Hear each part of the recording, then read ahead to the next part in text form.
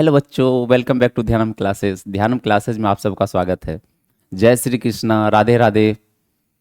आज crash course का चौथा लेक्चर होने जा रहा है। जिन बच्चों ने मेरा लेक्चर पिछला लेक्चर नहीं देखा है वो यूट्यूब पे जाके हमारे लेक्चर को देख सकते हैं, ताकि आपको ये लेक्चर अच्छे से समझ में आए। चलिए मैं शुरुआत करने जा रहा हूँ आज का क्लास। मेरा नाम है रवि रंजन और आप देख रहे हैं ध्यानम क्लासेस। मैंने पिछले लेक्चर में कार्बोहाइड्रेट्स के वर्गीकरण के बारे में बताया था।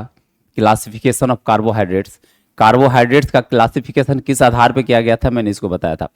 तो मैंने क्लासिफिकेशन में, वर्गीकरण में कार्बोहाइड्रेट्स का पहला वर्गीकरण बताया था कि कार्बोहाइड्रेट्स का वर्गीकरण जल अपघटन के आधार पर, मतलब on the basis of hydrolysis, मतलब जल अपघटन के आधार पर मैंने बताया था।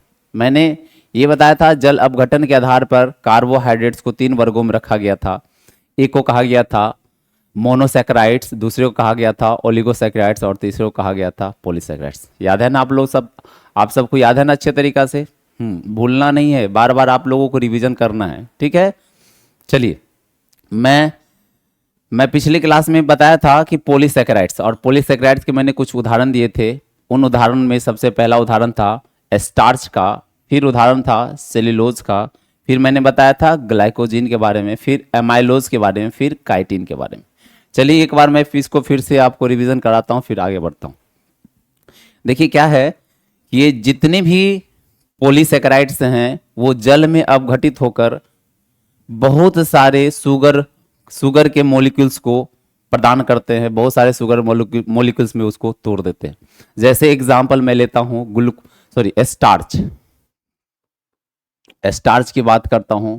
अगर स्टार्च को हम जल अपघटन कर देंगे, हाइड्रोलाइसिस करवा देंगे, और हाइड्रोलाइसिस जैसे कराऊंगा, ये स्टार्च बहुत सारे ग्लूकोज से मिलके बना होता है, ये ग्लूकोज में टूट जाएगा। ये क्या होगा, ये ग्लूकोज में टूट जाता है, बहुत सारा N इंटू ग्लूकोज में ये टूट जाएगा।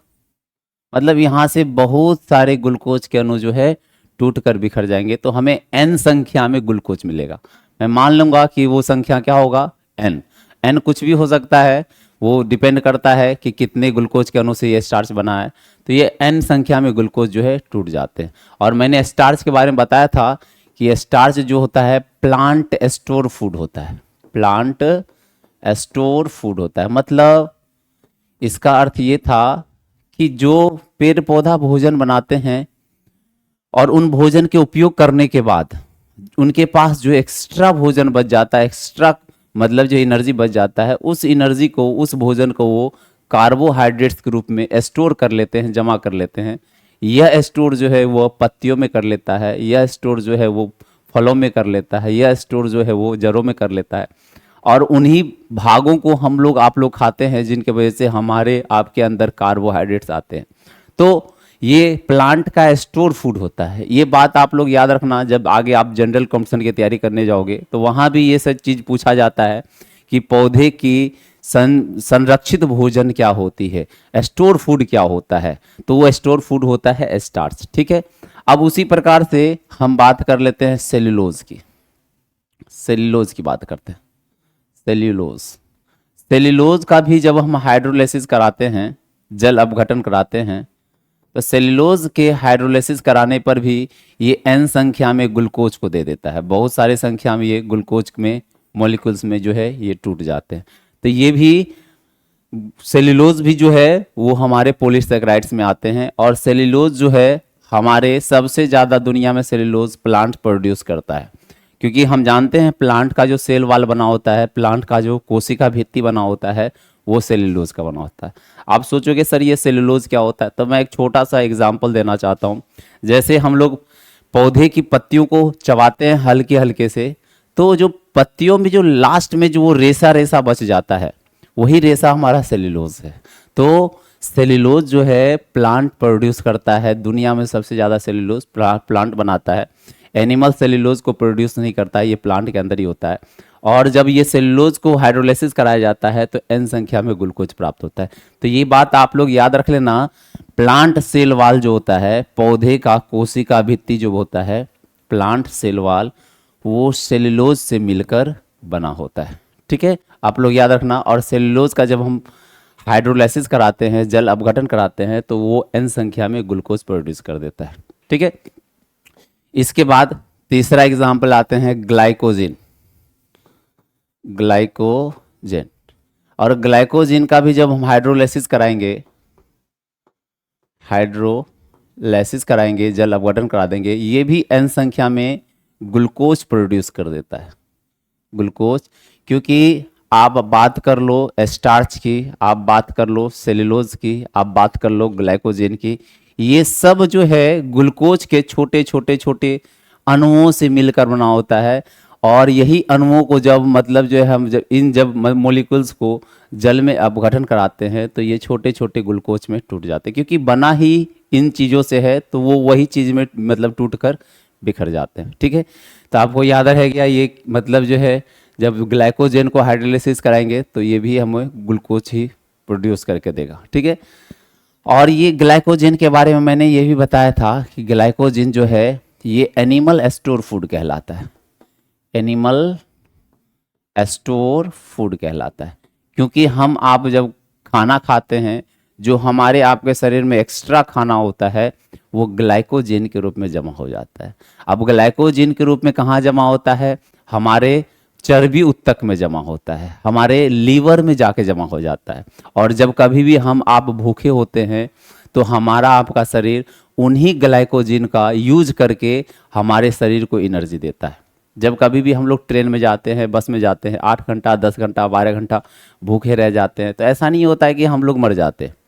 इसका रीज़न ये है कि हमारे शरीर ने पहले से ही कुछ भोजन एक्स्ट्रा स्टोर कर रख लिया था, वो ग्लाइकोजेन के रूप में स्टोर किया हुआ था।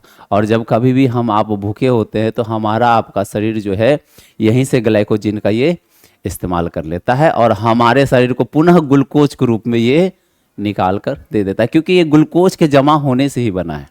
ठीक है, जब हम कार्बोहाइड्रेट खाते हैं बहुत सारा ग्लूकोज में टूटता है और जो एक्स्ट्रा ग्लूकोज है वो ग्लाइकोजेन में जमा हो जाता है, और वही ग्लाइकोजेन जब हम भूखे रहते हैं तो फिर ग्लूकोज में टूटकर हमारे शरीर को मिल जाता है। तो क्लियर है, अगर ग्लाइकोजेन हमारे शरीर में बहुत दिनों तक लगातार जमा होता रहा तो वही हमारे शरीर में फिर फैट के रूप में बदल जाता है, जिसको हम लोग कहते हैं मोटापा हो गया। ये मोटापा का कारण क्या है? ग्लाइकोजेन है। ग्लाइकोजेन ही जमा होकर हमारे शरीर में फैट का निर्माण कर देता है, जिससे हमारे जो है शरीर जो है धीरे धीरे मोटे होने लगते हैं, हमारा शरीर जो है बढ़ना शुरू कर देता है। तो आपको क्लियर हो रहा है। अगला एग्जाम्पल है काइटिन। अगला एग्जाम्पल है काइटिन। काइटिन, ये भी काइटिन जो है अगर हम इसको हाइड्रोलाइसिस कराएंगे, हाइड्रोलाइसिस कराएंगे, ये एन एसिटाइल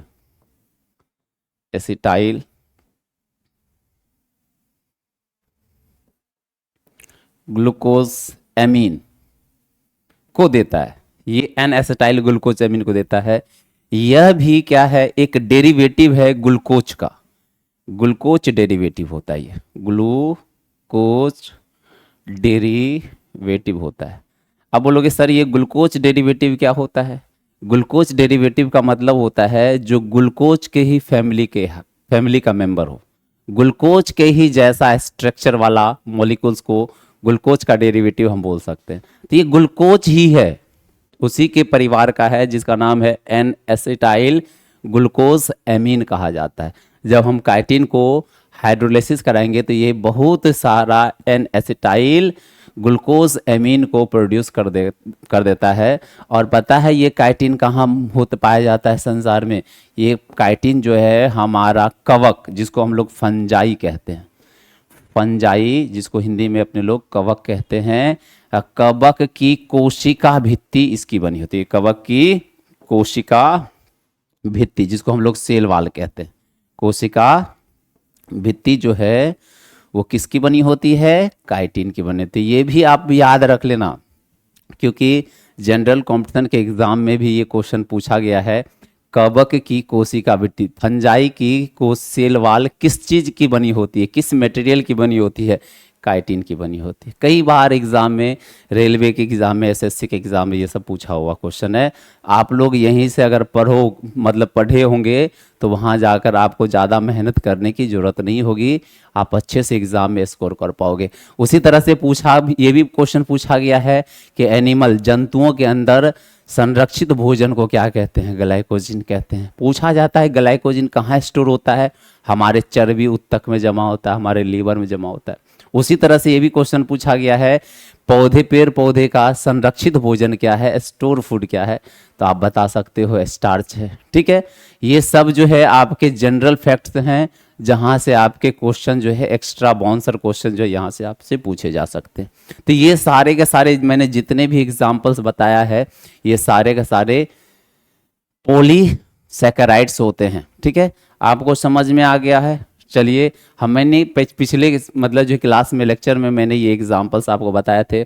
स्टार्च है, सेल्यूलोज है, ग्लाइकोजिन है, एमाइलेज है, काइटिन है।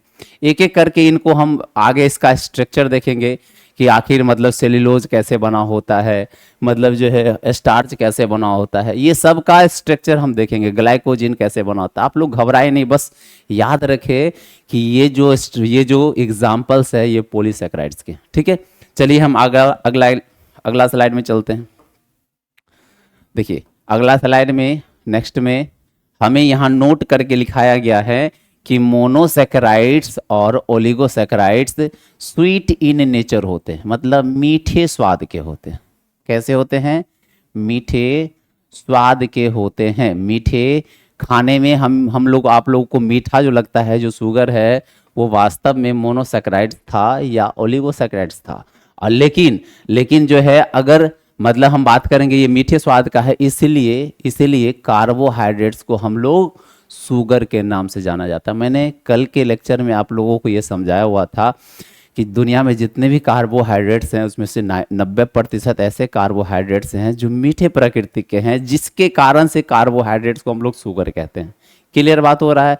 और 10% ऐसे कार्बोहाइड्रेट्स हैं जिसको नन शुगर कहा जाता है, वो मीठा नहीं लगता है, और जो मीठा नहीं लगता है वो पॉलीसैकेराइड्स है।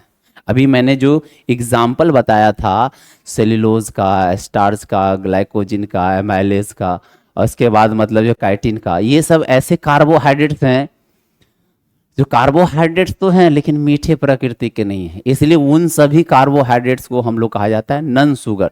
तो यहाँ क्लियरली लिखा हुआ है कि ओलिगोसैकेराइड्स और मोनोसैकेराइड्स मीठे स्वाद के हैं, मीठे प्रकृति के होते हैं, इसलिए इसे शुगर का नाम दिया गया है। जबकि पॉलीसैकेराइड्स मीठे प्रकृति के नहीं हैं। ये बात आप एकदम गौर कर लेना, ये मीठे प्रकृति के नहीं है, इसलिए इसको नन शुगर कहा गया। आप लोग इसका एक बार जो है आप स्क्रीनशॉट ले ले, तब फिर मैं आगे बढ़ूँ। ले लिया आप लोगों ने स्क्रीनशॉट? चलिए आगे बढ़ता हूँ।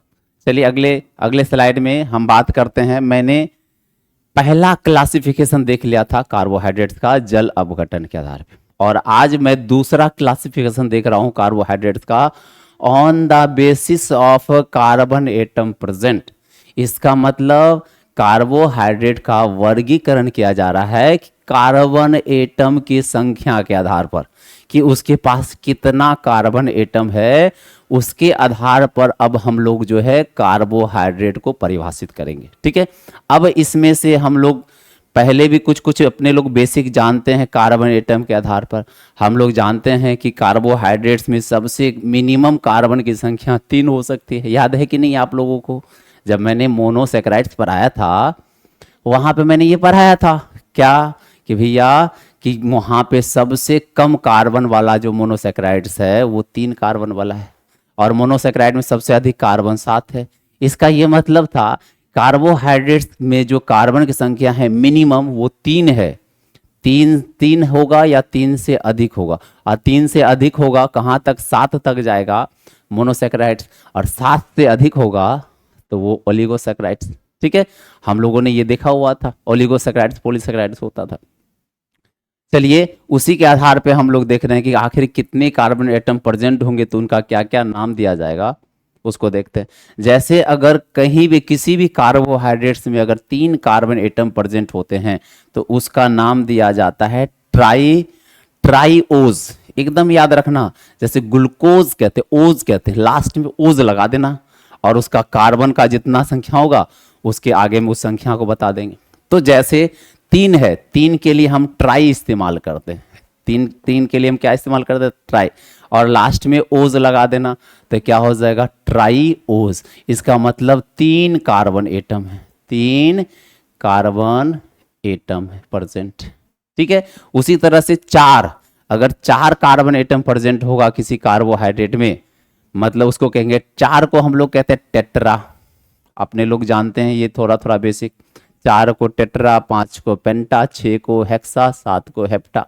अपने लोग पढ़ा है methane, ethane, propane, butane, pentane, heptane, octane, ये सब पढ़ा है, वहां से भी हम लोग जानते हैं इस बात को। 4 होता है उसके लिए हम टेट्रा शब्द का इस्तेमाल करते हैं, और लास्ट में क्या लगाना है, ओस, क्या लगाना है, टेट्रा ओस। मतलब जो है इसमें 4 कार्बन एटम है। कितने कार्बन एटम है, 4 कार्बन एटम्स हैं। ठीक है, और उसी प्रकार से अगर 5 कार्बन एटम वाला होगा, जरा आप सोच के बताएं क्या बोलेंगे इसको, पेंटोज। सही, एकदम करेक्ट, आप लोगों ने एकदम करेक्ट इसका आंसर किया है कि 5 अगर कार्बन एटम होगा तो उसको हम पेंटोज कहेंगे। क्या कहेंगे, पेंटोज। और जरा आपको याद है पेंटोज शुगर का एग्जाम्पल, आप जरा याद करके बताओ। मैंने पिछले क्लास में बताया था, खोपड़ी तोड़ दूंगा आके, अगर खोपड़ी में नहीं गया होगा खोपड़ी तोड़ दूंगा। आप लोग रिवीजन बार बार करते रहो।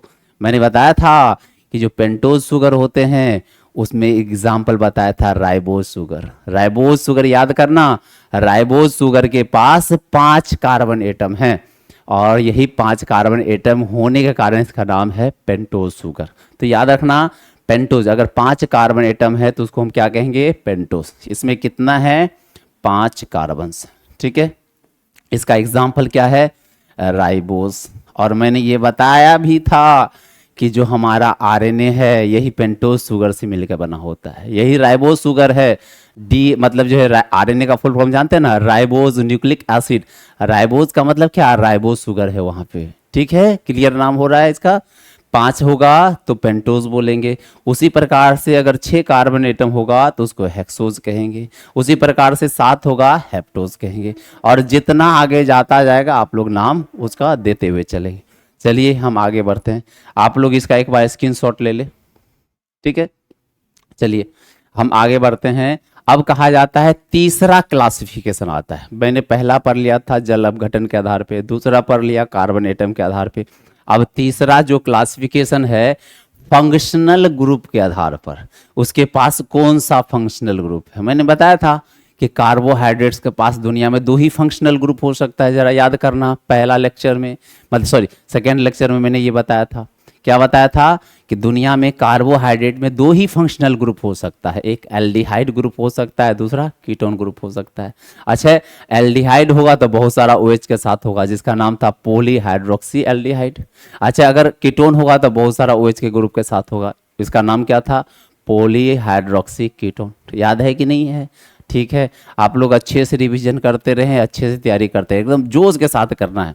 ऐसा नहीं जाके एकदम एनर्जी लेवल डाउन हो गया है, ऐसा नहीं चलेगा। तब तो आप मतलब जो है एग्जाम में अच्छा करने से रह गए। ठीक है, आप चूक जाएंगे।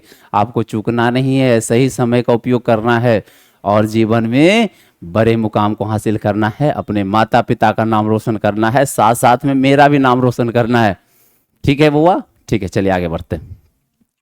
अगला क्या है कि मतलब जो है उसके पास कौन सा फंक्शनल ग्रुप है। हम जानते हैं कार्बोहाइड्रेट्स में 2 ही फंक्शनल ग्रुप हो सकते हैं, एल्डिहाइड और कीटोन।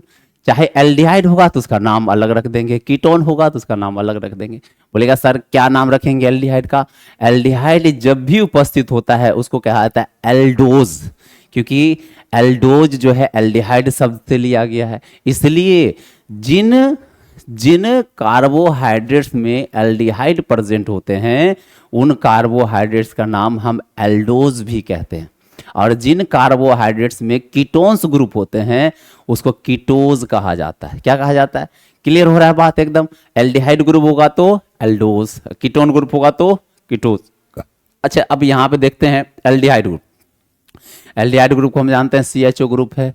स्ट्रक्चर भी मैंने आपको बना के दिखाया था कि किस प्रकार से C डबल बॉन्ड O, एक तरफ H होगा, एक तरफ पोजीशन खाली होगा। उसी तरह से कीटोन का भी, कीटोन का फॉर्मूला मैंने बताया था CO, और इसमें स्ट्रक्चर कैसे होंगे, C डबल बॉन्ड O और 2 पोजीशन इसका खाली होगा। ठीक है, हमने ये सब बता रखा है पिछले लेक्चर में, आप जाके देखें और आप हमेशा उसको याद रखने का कोशिश करें। ठीक है, अब अगर कहीं भी ये ग्रुप दिख जाएगा एल्डिहाइड, जहां भी जिस कार्बोहाइड्रेट के स्ट्रक्चर में आपको एल्डिहाइड नजर आ जाए, उसको कह देना आप ये कौन सा है, उसका नाम क्या होना चाहिए, उसका नाम एल्डोज होना चाहिए। एकदम यहाँ से एकदम क्लियर होना चाहिए आपको बेटा, ये सब एकदम अच्छे से याद रखना। अगर एल्डोज है, एल्डिहाइड है, एल्डोज नाम कहेंगे। जैसे अगर 3 कार्बन है, 3 कार्बन एटम है और उसमें एल्डिहाइड ग्रुप है, उसको कहेंगे ट्राई एल्डोज।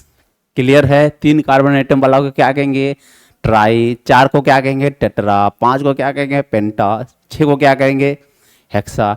अगर उसके साथ एल्डिहाइड होगा, जैसे 3 carbon atom aldehyde, tri aldose. उसी प्रकार से 4 कार्बन एटम होंगे, टेट्रा एल्डोज। 5 होंगे, आप लोग कमेंट में लिखे कि 5 कार्बन एटम अगर होगा और उसके साथ एल्डिहाइड होगा तो क्या नाम बोलेंगे, आप लोग कमेंट में लिखे, हम जवाब देंगे। ठीक है, तो चलिए, अगर 3 कार्बन है ट्राई एल्डोज है, 4 होगा तो टेट्रा एल्डोज, 5 होगा तो पेंटा एल्डोज, 6 होगा हेक्सा एल्डोज। उसी प्रकार से आगे बढ़ता जाएगा। मतलब जो है कार्बन की संख्या के आधार पे उसका पहला अक्षर, और एल्डिहाइड है तो उसके लिए एल्डोज लिख देना है। ठीक है, उसी प्रकार से हम अगर कीटोन ग्रुप होगा तो हम उसको कीटोज कहेंगे। अगर 3 कार्बन एटम का कीटोज है, कीटोन लगा है, तो ट्राई कीटोज। 4 लगा होगा टेट्रा कीटोज, 5 लगा होगा पेंटा कीटोज, 6 लगा होगा हेक्सा कीटोज। और इस तरह से हम लोग जो नाम जो है इसको बुला सकते हैं, इसको मतलब हम लोग इसके नाम को देते हैं। क्लियर हो रहा है? आप एक बार इसका स्क्रीनशॉट ले ले, फिर मैं आगे बढ़ूं। आप लोग स्क्रीनशॉट ले ले इसका। ठीक है, इसका प्रॉपर नोट्स आप लोगों को बनाते रहना है। ठीक ना, और एकदम अच्छे से सजा के लिखो नोट्स में, ताकि आप पढ़ो तो बहुत अच्छा लगे आपको पढ़ने में, और कोई आपका नोट्स देखे तो वो समझ जाए नोट्स देख के कि नहीं ये बच्चा मेहनत करने वाला है, ये बच्चा आगे निकलने वाला है। ठीक है, चलिए अब चौथा क्लासिफिकेशन कर रहे हैं on the basis of, in the basis नहीं, ऑन द बेसिस ऑफ एस्टीरियोकेमिस्ट्री। अब देखिए एस्टीरियोकेमिस्ट्री क्या होता है, इसका मतलब ओरिएंटेशन के आधार पर। आप पूछोगे सर ये ओरिएंटेशन क्या होता है केमिस्ट्री में।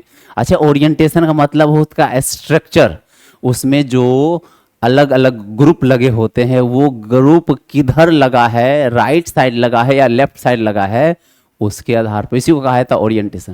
बोलेगा सर समझ तो नहीं आ रहा है, कोई बात नहीं बेटा, यहाँ पे देख लेते अपने लोग, यहाँ पे देखेंगे कि सब क्लियर हो जाएगा।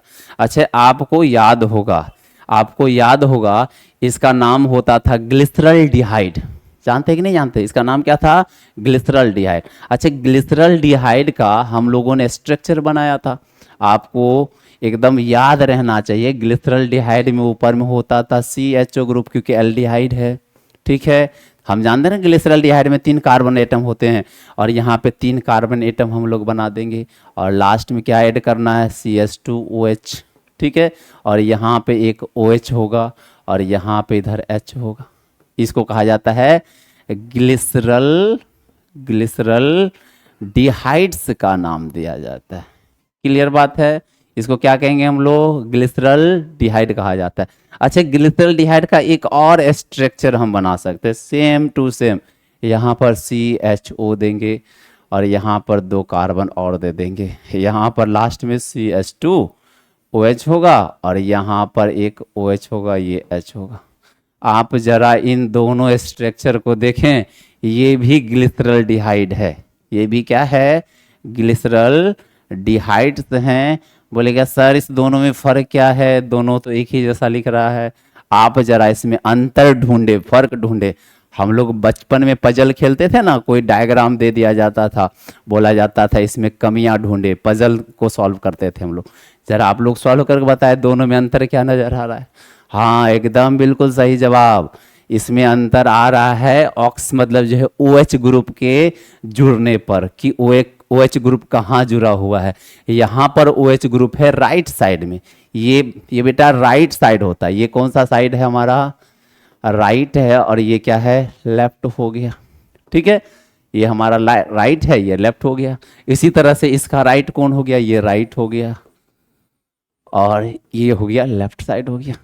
ठीक है, आप यहाँ पे देखो सब कुछ एक जैसा दिख रहा है, बस एक OH ग्रुप जो सेकंड कार्बन पर OH ग्रुप है, कौन से कार्बन पर, सेकंड।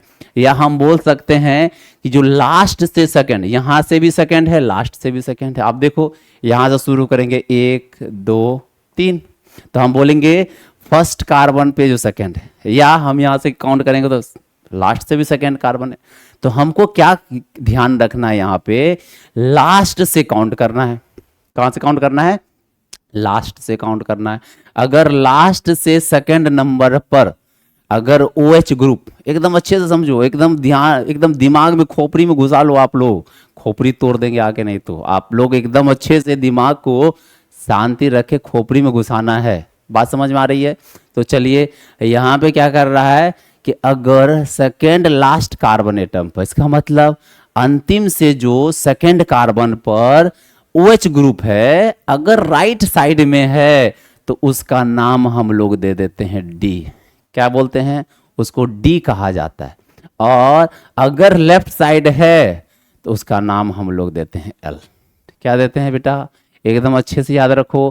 क्या कहा जा रहा है यहाँ पर, अगर हमारे पास कार्बोहाइड्रेट्स हैं, उस कार्बोहाइड्रेट्स का जो आखिरी वाला कार्बन एटम है, सबसे अंतिम का लास्ट वाला कार्बन, और लास्ट वाला से एक पहले, इसको कहते हैं सेकेंड लास्ट कार्बन।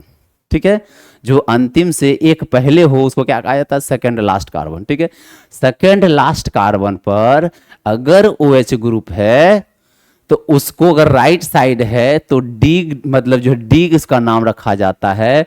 अगर मतलब जो है आपका लेफ्ट साइड है तो उसके लिए L नाम रखते हैं। क्लियर हो गया?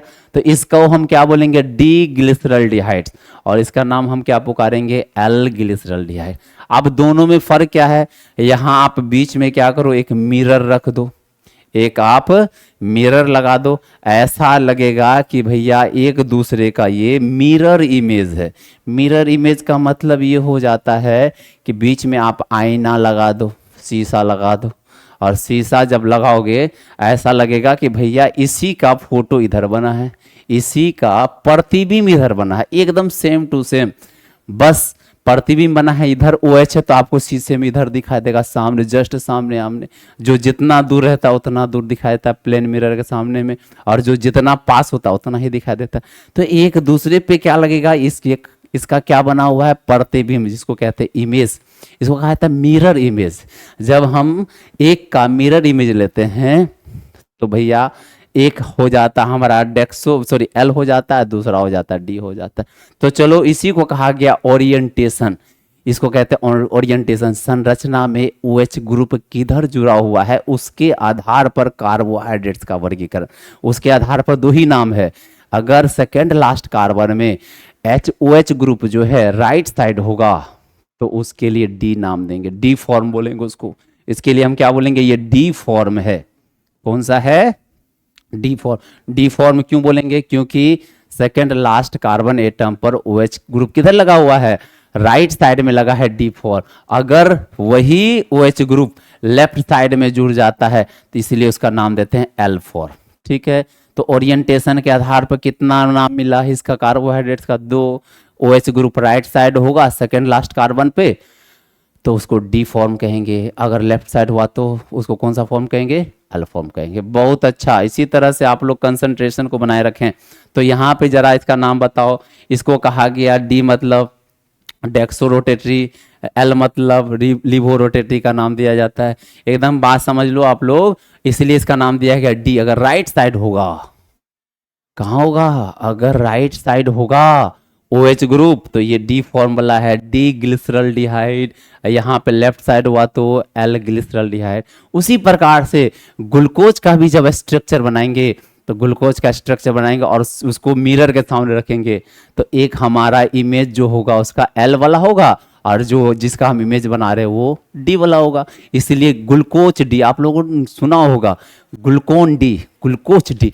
तो वहाँ D का मतलब क्या था, ग्लूकोज A भी कह सकता था, वहां D क्यों बोला गया, क्योंकि वो डेक्सो रोटेटरी वाला फॉर्म है।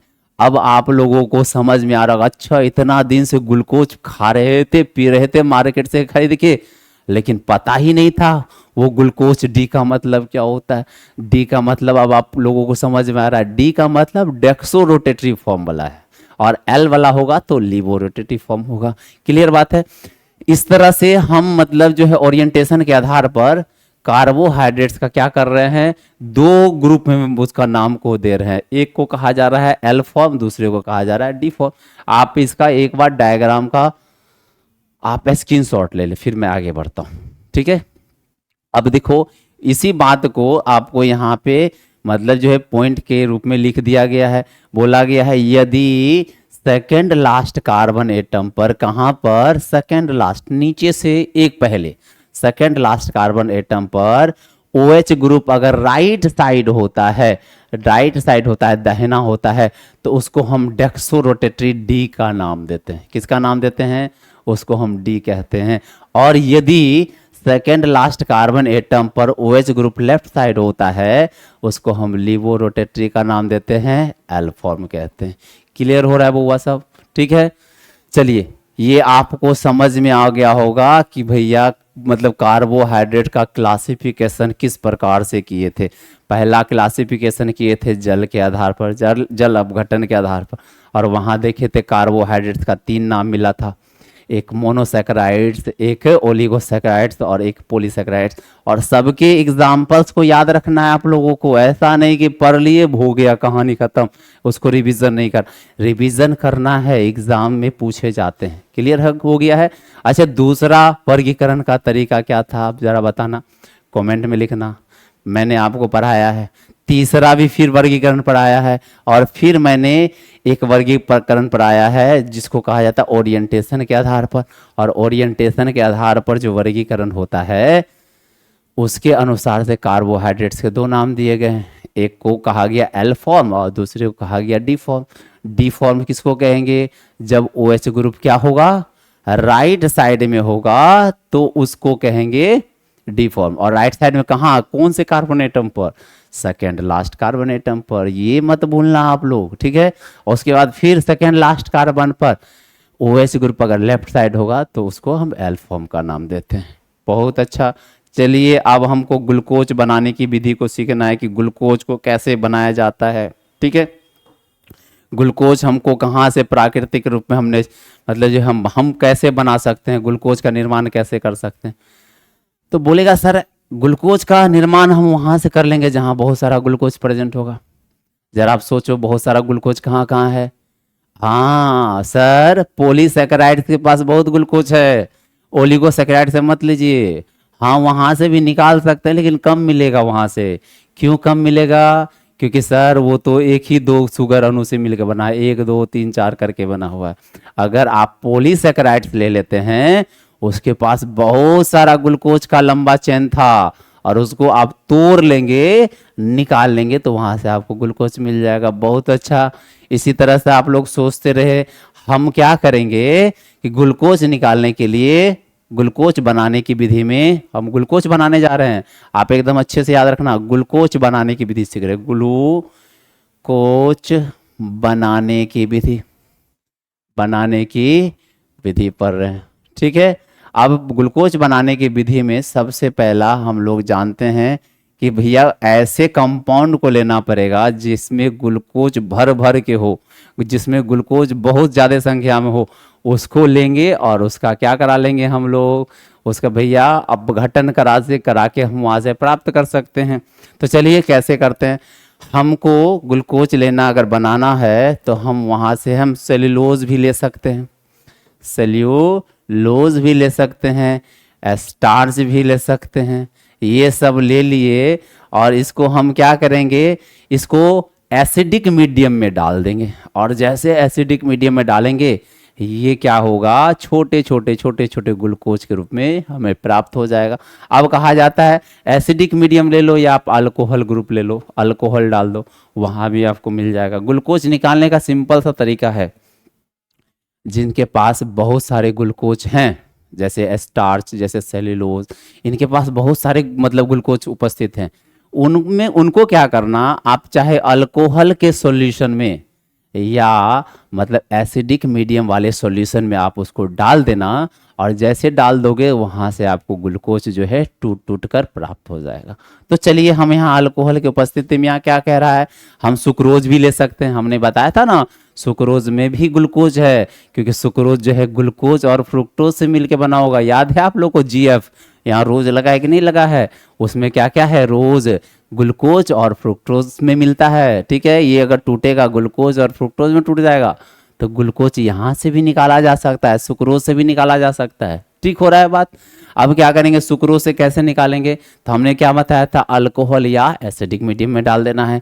तो इसको क्या करेंगे, अल्कोहल की उपस्थिति में HCl या H2SO4, देखिए देखो यहाँ पे क्या हो रहा है, HCl क्या है, हमारा एसिड है, H2SO4 क्या है, हमारा एसिड है, और इस दोनों के माध्यम में जैसे डालते हैं तो जल अपघटन से ग्लूकोज मिल जाता है। हम क्या बताए थे, ये ग्लूकोज जो है छोटे छोटे अणुओं में अपघटित हो जाएगा, टूट जाएगा। तो हम सुक्रोज को अल्कोहल की उपस्थिति में HCl या H2SO4 के द्वारा जल अपघटन कर ग्लूकोज यहाँ से प्राप्त कर लेते हैं। लेकिन ये कॉमर्शियल पर्पस के लिए नहीं होता है। अगर हमें कॉमर्शियली पर्पस से ग्लूकोज निकालना हो तो ये काफ़ी महंगा प्रोसेस हो जाएगा। क्यों, आप जरा सोच के देखो, यहाँ से ग्लूकोज तो मिलेगा लेकिन मतलब जो है कम मात्रा में मिल पाएगा, हमको जितना चाहिए उतना नहीं मिल पाएगा। अगर हमको ज़्यादा मात्रा में चाहिए तो हम स्टार्च और सेल्यूलोज का इस्तेमाल करके वहाँ से ग्लूकोज निकाल सकते हैं, क्योंकि एक ही मिलने वाला है ग्लूकोज। अगर एक सुक्रोज को तोड़ेंगे तो एक ग्लूकोज मिलेगा, एक फ्रुक्टोज मिलेगा, हमको ज़्यादा फायदा नहीं। इसलिए कॉमर्शियल पर्पस के लिए हम लोग क्या करते हैं, स्टार्च का हाइड्रोलाइसिस कराते हैं। अब स्टार्च को भी सेम मीडियम में डालना है, HCl और H2SO4 के मीडियम में जैसे ही डाल देंगे तो ये भी जल अपघटन से क्या होगा, ये ग्लूकोज के रूप में टूट जाएगा। आप लोग एक बार इसका स्क्रीनशॉट ले लें। ठीक है, मैं आगे बढ़ूं। समझ में आया ना, ग्लूकोज कैसे बनाना है, बहुत सिंपल तरीका मैं बता रहा हूँ।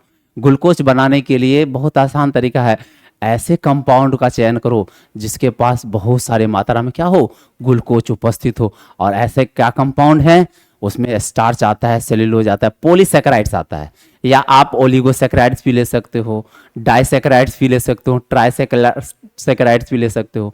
ओलिगोसैकेराइड्स में हम क्या ले सकते हैं, हम सुक्रोज ले सकते हैं, हम ले सकते हैं लैक्टोज ले सकते हैं, वहाँ से भी हम ग्लूकोज को निकाल सकते हैं। क्लियर हो रहा है।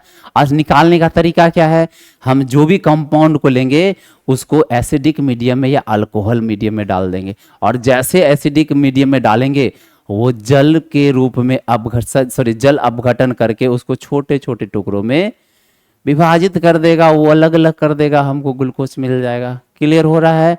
चलिए हम आगे चलते हैं, आप लोगों ने इसका स्क्रीनशॉट ले लिया होगा। ठीक है, चलो आगे हम पढ़ते हैं। यहाँ पे अब देखो ग्लूकोज का स्ट्रक्चर कैसे मिलता है, ग्लूकोज का स्ट्रक्चर कैसे मिलता है। मैंने क्या बताया था, इसको किस माध्यम में डालना है, इसको H2SO4 या HCl के मीडियम में डाल दो, ये टूट कर बिखर जाएगा। ये n संख्या में क्या मिलेगा हम लोगों को ग्लूकोज की प्राप्ति हो जाएगी। और यही ग्लूकोज को हम क्या कर लेंगे, प्यूरिफाइड कर लेंगे, इसको क्रिस्टल फॉर्म में ले लेंगे, तो उसी को हम चीनी कहते हैं। ठीक है, हम लोग चीनी कैसे होता है, चीनी क्या होता है, घर में जो चीनी है वो क्या है, वो मतलब जो क्रिस्टल फॉर्म ऑफ ग्लूकोज है, सॉलिड मतलब जो है, मतलब वो एक सॉलिड स्ट्रक्चर है जो क्रिस्टल के रूप में होता है और ग्लूकोज से मिलता है। ग्लूकोज को जब हम सॉलिड क्रिस्टल के रूप में बदल देते हैं तो घर में खाने वाला चीनी बनता है। समझ में आ रहा है ना। तो चलो आप इसको हम समझते हैं। ठीक है, अब दूसरा टॉपिक है कि ग्लूकोज के स्ट्रक्चर को कैसे प्राप्त किया जाए। बोलेगा सर स्ट्रक्चर तो हमें प्राप्त है, हमको क्या जरूरत है। नहीं बेटा, स्ट्रक्चर प्राप्त नहीं है। जब ग्लूकोज को हम लोगों ने खोजा तो ग्लूकोज का सबसे पहले ये पता लगाया कि ग्लूकोज का फॉर्मूला क्या है। तो हमें फॉर्मूला पता चला ग्लूकोज का जो है, ग्लूकोज का फॉर्मूला जो होता है वो C6H12O6 होता है। बोलेगा सर कैसे पता चल गया। हमारे पास एक मशीन है, मास स्पेक्ट्रोमीटर। अगर जिस कंपाउंड का आपको फॉर्मूला पता करना हो, उसका मोलिकुलर वेट पता करना हो, तो आप क्या करो, उस मास स्पेक्ट्रोमीटर में उसको डालो, और जैसे डालोगे तो उसका फॉर्मूला निकल के आ जाएगा। और इसका मोलेकुलर जो वेट मिला, इसका ग्लूकोज का मोलिकुलर जो वेट मिलता है, ये मोलिकुलर वेट मिला 180 180.195 के आसपास होता है। तो 180 हमको इसका मोलिकुलर वेट प्राप्त हुआ। और फॉर्मूला क्या मिला हमको, C6H12O6। और यही फॉर्मूला तो अपने लोग 10th क्लास से पढ़ते हुए आ रहे हैं। ग्लूकोज का फॉर्मूला होता है C6H12O6 होता है। और ये फॉर्मूला कैसे मिलता है हम लोगों को, यंत्र के द्वारा, स्पेक्ट्रोमीटर के द्वारा उसमें डालते हैं तो हमको ये पता करके दे देता है। अच्छा, ये तो पता हो गया, लेकिन आखिर ये ग्लूकोज कैसा दिख रहा था, इसकी संरचना कैसे बनाई जाए, ये चीज हम लोगों को पता नहीं था। ये चीज हम लोगों ने पता लगाया कि ग्लूकोज कैसा दिखता है, उसका स्ट्रक्चर कैसा है। उसका स्ट्रक्चर एक मतलब लीनियर रेखा वाला है, मतलब जो है एक लीनियर मतलब सीधा सीधी है, या एक साइकिल के तरह घुमा हुआ है, गोल गोल घुमा हुआ है। हमको कुछ नहीं पता था, तो हम लोगों ने इसका पता लगाया। तो चलिए हम लोग अब पता लगाते हैं कि ग्लूकोज के स्ट्रक्चर को कैसे हम लोगों ने निकाला, कैसे उसके बारे में जानकारी इकट्ठा किया। अच्छा, ये ग्लूकोज में एल्डिहाइड है या कार्बोहाइड्रेट है, इसका पता कैसे लगा। उसमें OH ग्रुप कितना लगा है, इसका पता कैसे लगा। तो हम लोगों ने लगाया। तो चलो हम लगा के यहाँ पे दिखाते हैं कि कैसे कैसे ग्लूकोज का स्ट्रक्चर हमें मिल पाया। तो यहाँ पे हमको क्या कहा जाता है, जब हमने ग्लूकोज लिया, क्योंकि हमारे पास ग्लूकोज था, हमने सिंपल सा काम किया, लैब के अंदर गए और उसमें 4-5 रिएक्शन कराए। और उस रिएक्शन कराने के बाद हमको पता चला, अच्छा इसमें ये था तो इसलिए ये रिएक्शन करके बना। और उसी रिएक्शन के आधार पर हम लोगों ने क्या किया, ग्लूकोज के स्ट्रक्चर को प्राप्त किया। तो चलिए हम भी चलते हैं। आप ऐसा महसूस करना कि हम लैब के अंदर बैठे हुए, तब आपको एकदम अच्छे से समझ में आएगा। ठीक है, आप एकदम ऐसा घबराए नहीं कि सर कैसे कैसे कौन सा रिएक्शन कैसे होगा, हमको क्या पता, उतना तो मुझे तो केमिस्ट्री की उतनी जानकारी नहीं है।